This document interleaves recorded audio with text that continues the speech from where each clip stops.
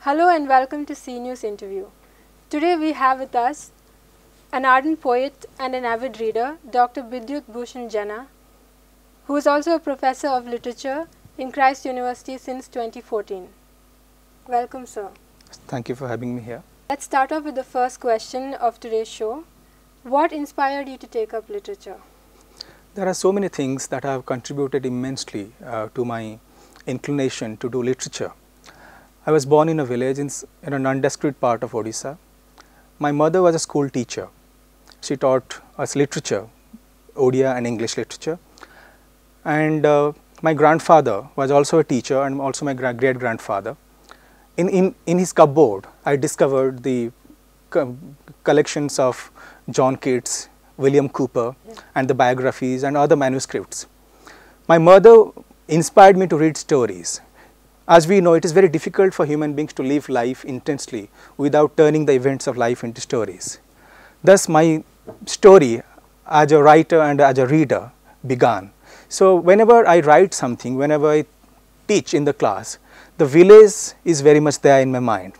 So, the village is a space of inexhaustible material that feeds my imagination, and that is in fact one of the most important spaces, because a place is also a time.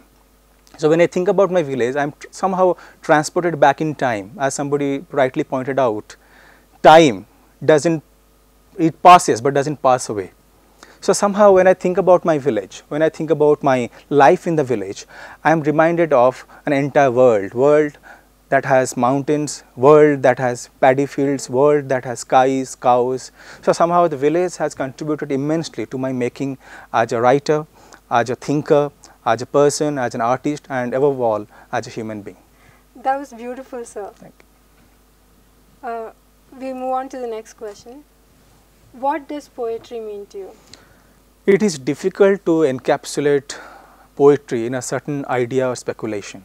It is very difficult to encapsulate poetry in any kind of definition. If you talk about poetry, there is a whole world of definition available. But somehow, I can tell you about poetry from my experience. I can reflect upon poetry from my experience. I write poetry because this is the best way I can talk to myself. It is, I indulge in a conversation with myself. That is why I write poetry. And poetry also is a hard kind of literature. You know, Aristotle once said that history is particular, poetry is universal. So, when you are reading poetry, when you are writing poetry, an entire generation finds expression in your voice. It is almost as though your blood is turning into ink and flowing through the fountain pen. So, poetry, I would say, the silences clothed in language. So, that is poetry for me in brief. That was a very different perspective about poetry altogether. Moving on, we've also noticed that you happen to be one of the favorite professors for many students in the campus. Thank you. And often people rave about your teaching styles and exclaim how immensely interesting your classes are. So, what keeps you going in a profession like teaching? I love life. I live life intensely. People talk about artists and artists having a different life altogether, and the life is clinically separate from the art. I personally believe that they influence one another. You cannot clinically separate artist from his life. So, every writer at a certain level is a creator and the creature of the society he belongs to. So, I teach literature because I love life. So, the very fact that I love life, I am also aware of the limitlessness of life. This poetry also is limitless. As I told you about poetry, we cannot encapsulate poetry in a certain idea or speculation or a particular proposition. Poetry is everywhere. Yeah. The landscape is a poetry. The green, paddy fields are poetry. Chirping of birds is also poetry. So, I talk to human beings, pulsating beings. It is not that I am talking to some people who are inanimate.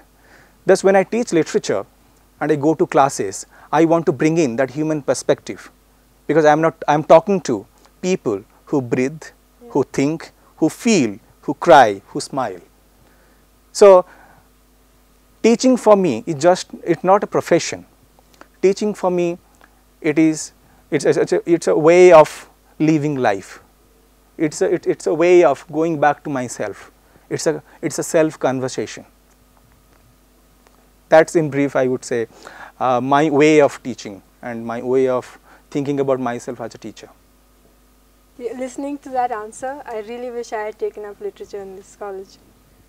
Moving on, how do you teach literature, especially when it comes to teaching people who are not from a familiar background or interest? This is a simple, at the same time a difficult question, to teach literature to a bunch of students who don't belong to literature departments, students who are from MBA, BCom, but they are human beings to start with. Yeah. And when literature is forever contemporary. Anything that is not contemporary is not literature. So literature talks to us, speaks to us in every era, in every century. So I will refer to T.S. Eliot, for example, in his, if you must have read, 4 Quartets, where he talks about time. So literature captures time, and time doesn't pass away, like the waters of the river that flows but doesn't flow away. Time remains. So that, as T.S. Eliot once pointed out, a time present and time past are both perhaps present in time future, and time future contained in time past. If all time is eternally present, then all time is unredeemable. Thus, I talk about time. I talk about the timelessness of time.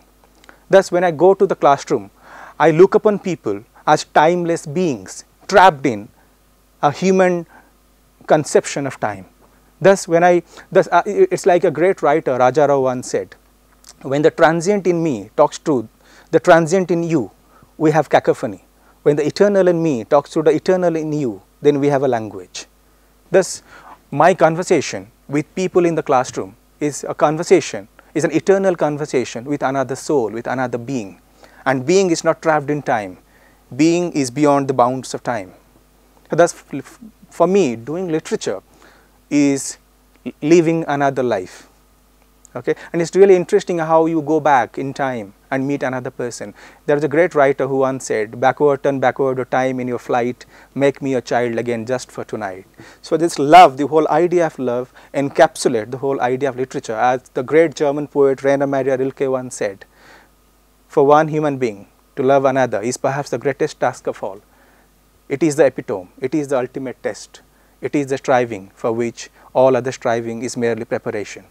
So literature is life, life is literature. It doesn't matter who are you talking to, but it matters how you talk to people.